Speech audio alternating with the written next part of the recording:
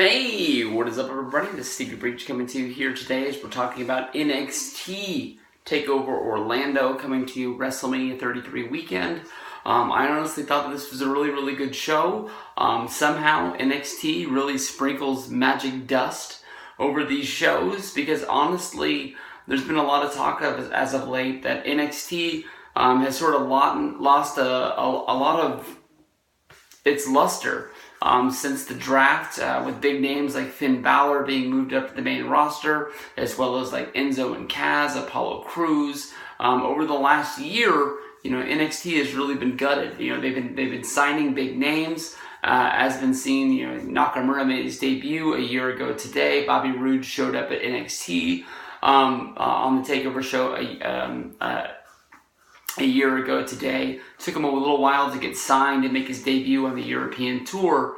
But they've really been sort of restocking, but at the same time, it's almost like NXT just didn't have the appeal that it did the last few years, WrestleMania weekend. I will tell you that honestly, real talk right now, this is the first NXT show I've watched since NXT Toronto, which would be back at Survivor Series. I can't remember if they did one Royal Rumble weekend. Did they? Well, that is where Nakamura would have lost the title to Roode, so I guess I did watch that one. I don't remember it all that well. Maybe I just watched that main event because I don't really remember a whole bunch of anything else. I can remember Ty Dillinger having a match against Eric Young, so maybe I did watch that show then, but it wasn't very memorable. I remember that when it was over, it was a really good show, but I don't know. I honestly was really surprised.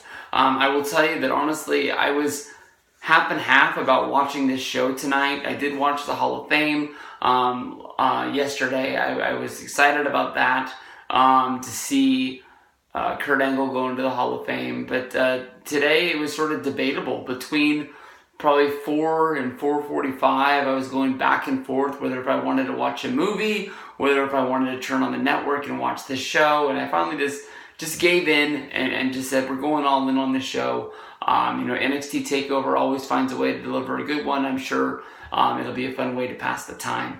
The show opened with Sanity going up in a 8-man tag against Ty Dillinger, Ruby Riott, Roderick Strong, and our good old buddy was supposed to be in this match, but he was injured.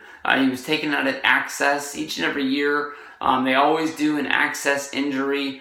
I can remember Vladimir Kozlov before WrestleMania 27. This time they decided to use the NXT guys. And I really thought they were going to do some sort of a debut, but instead it was the returning Cassius Ohno, who has been on NXT as of late. But to me, honestly, he was still a real big surprise because I thought they were keeping Ohno fresh. Even though I haven't watched full episodes of NXT in a long time or even watched any of the NXT product, I've been keeping up with Ohno because of who he is. Basically with the Twitter uploads, you can watch the clips of the matches and get what's going down. Even though you don't get the whole thing, you get the important stuff, what's going down. To me, honestly, I thought this was a very important match with Roderick Strong and Cassius Ohno being in here. Honestly, I think that they're going to be one of the next #1 contenders for the title. It just wonders how they're going to build to it. To me, honestly, I think the way that Cassius Ohno was brought in, I think he's going to be the guy that's going to get it. Definitely, they've really been hinting at that as of late with his championship shot, as well as the non-televised stare down with Nakamura. This is a guy that honestly you can tell they have big plans for. I really like Roderick Strong as well. To me, honestly, he's the guy that I sort of honestly had forgotten about before he made his entrance tonight, but I got big plans for that guy. I think that he's a great wrestler. I loved him in Ring of Honor. I want to see what he can do in NXT.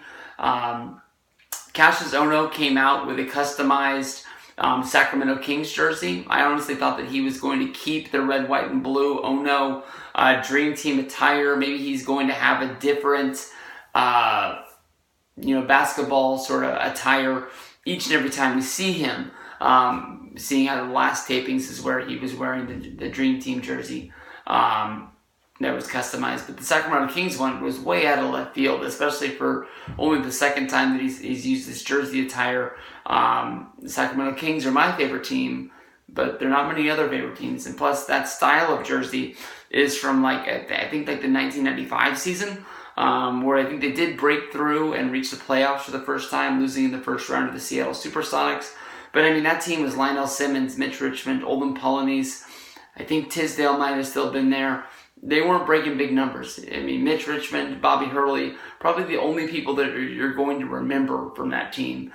This match was won by Sanity. I really liked Nikki Cross. Ruby Riott, to me, seemed like somebody that was really trying too much. Ty Dillinger, you can tell, is somebody that they want to be a star, but they won't let him get that win. It's almost like they're doing the whole Daniel Bryan style booking with him, where they just think that he's the ultimate underdog and he keeps losing and losing and losing. It'll get him over the hump. I don't understand. I mean, to me, honestly, it made sense to me why he didn't debut on the main roster at the Royal Rumble and just was used as that one NXT guy that got a shot. But to me, honestly, they got to start doing something with him. Him just being there and everybody chanting 10, 10, 10 for him is cool. But to me, honestly, I want to see the guy win. That's got to make sense, right? From there, we go to the second match of the night, which was the debuting Aleister Black going up against Andreas Almas. Cien. To me, honestly, Almas is a guy that came in with a whole bunch of luster, being a big-time lucha star. They talked about, he's a third-generation wrestler from Mexico. Meltzer built him up as being a main guy coming from there. And he's basically getting the Ty Dillinger spot of being the guy that it's like, oh, somebody's debuting. Let's have him wrestle against him and he'll lose. Let's put him in this match and he'll lose. Let's put him in this match and he'll lose. At least he's not wearing the suspenders anymore. But to me, honestly, that guy who had he's wrestling in New Japan now, but I can't remember what his name was. The guy with the dreadlocks. Another guy that just lost and lost and lost. It's almost what they're doing to this guy. It's almost like they're trying to break him. It doesn't make any sense. Aleister Black definitely looked like somebody that is going to be a star for NXT, somebody that they really want us to care about, but at the same time, especially being in the match after Sanity, he looks like he's a member of Sanity, and it doesn't really make any sense how you both have these two groups of guys that are dark and black and gray. Why he's not with them? Maybe they'll put them together sooner than later, but to me, honestly, if you got Aleister Black, you can't have Sanity. If you got Sanity, you can't have Aleister Black. Even that, poster they came out for the European tour with NXT doing the Download Festival or whatever it's called. I didn't know who Aleister Black was. He was one of the main guys on the poster, but they had Sanity sort of stacked on top of him. And I thought that maybe they added somebody to the group, and I didn't know who it was. He got the win, very impressive debut in NXT. Had control basically of the whole entire match. Good stuff. From there we go to the match of the night, which was the Triple Threat Tag Team Elimination match. The Authors of Pain going up against DIY, Johnny Gargano, and Tommaso Ciampa against the Revival. To me, honestly, they came out of the gate. DIY as well as the Revival, they don't like each other, but they knew the game plan was that if they wanted to win, they had to take the Authors of Pain out. They had to find a way to be able to work together, and I liked how basically they all squared off at the very beginning. DIY double-teamed one guy, the Revival double-teamed another guy, just beating them down. Even at one point, we had the... it wasn't the Clover League because he didn't have him flipped over, but he had his what is the name of that move? He had him locked into a submission hold where he had a hold on his knee. Johnny Gargano came in like he wanted to break it up, and then realized that because it was an elimination match, he wanted him to tap out. So we locked the crossface on him. They had the double takedown on him, a lot like how DIY won the titles. By tapping out the Revival. back at, I guess that would have to be the Toronto show. But basically, the one guy that had gone through a table on the outside was able to get in and was able to even able to overpower Tommaso Ciampa and Dash Wilder to be able to get in and break it up. From there, basically, I think being egged on by Paul Ellering, we had the Revival turn on DIY. And then just basically it just broke down to where everybody was just fighting everybody. One hell of a match, went over 20 minutes. Authors of Pain were able to pull out the win, and I don't know who's going to stop these guys. Honestly, they fought DIY, they fought the Revival, they fought both of them at the same time. So you're going to have to find something where these guys slip up, because you're not going to be able to beat them in a normal tag team match. You can't stack the deck in a 2-on-1 match. So, you know, they're a fucking good team. They wanted to make these guys look like the Road Warriors. They are very impressive, and I think they're going to keep on moving from here. Asuka defeated Ember Moon. Real talk, first time I've ever seen Ember Moon wrestle in a match. She lost the match, but she honestly really did look good. A lot like what I'm going to talk about in the main event. I was cheering for Asuka to lose because of the fact that I wanted to see her move up to the main roster. And I was having to sort of describe this to somebody. I was telling them that NXT is like the minor leagues of wrestling. And I wanted to see Asuka lose. I wanted to see Nakamura lose because I wanted to see them be elevated up to the main roster, which doesn't make any sense because when I go cheer on my hometown AAA baseball team, the Ripper Cats, you want to see guys do really well to move up. Here, I want to see them drop the titles so they can move up. Yeah, I don't know. It probably made no sense to him when I was telling him. And then in the main event, we saw Bobby Roode be able to defeat Nakamura. Lots of talk about seeing him this weekend. I don't think he's going to have the WrestleMania debut. I'm cheering for him to hopefully to have the SmackDown debut, but maybe he'll be on the Monday Night Raw brand. This is 2 losses in a row for him. I don't see them bringing him back for another one. They've already got Aleister Black.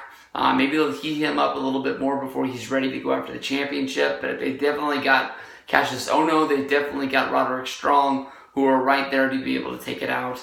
Bobby Roode won the match by hitting his finisher off of the top rope. Nakamura was able to come into the match basically being healed of his knee injury, but by the time it was over, he was selling that knee big time. Fucking awesome match, fucking awesome show. Good stuff all around for the NXT crew. I will honestly tell you that even though NXT was not the must-see show this year, I'll still have it on my list for next year's WrestleMania trip, you know, to put it on there.